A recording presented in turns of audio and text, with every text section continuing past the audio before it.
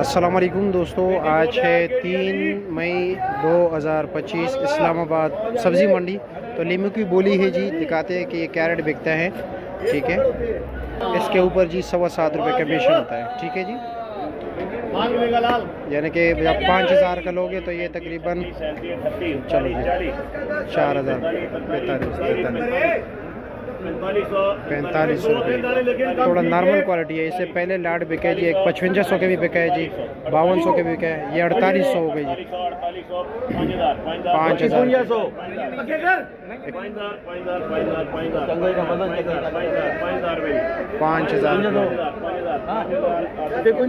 5,000 रुपये का बिक गया। बिस्मिल्लाह जी, शापर बिक रहे। देखते ये क्या रेट बिकता है। ये जो पेटी टूटते हैं ना जी, फिर ये इसके अंदर जाता है। ठीक है जी,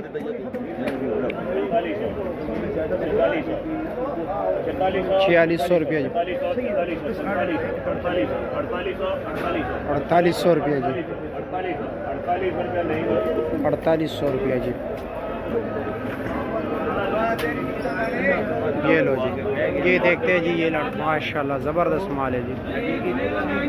ओह फैंटास्टिक, 14 पेटी का लाट है।